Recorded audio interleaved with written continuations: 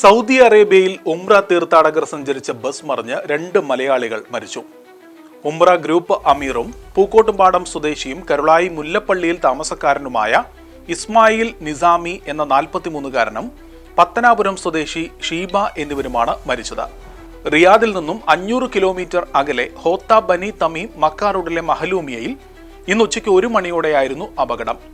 ബസിന്റെ പിൻവശത്തെ 2 ടയറുകൾ പൊട്ടിത്തെറിച്ച് നിയന്ത്രണം നഷ്ടപ്പെട്ട ബസ് എതിർദിശയിലുള്ള റോഡിലേക്ക് ഇടിച്ചു കയറി മറിയുകയായിരുന്നു.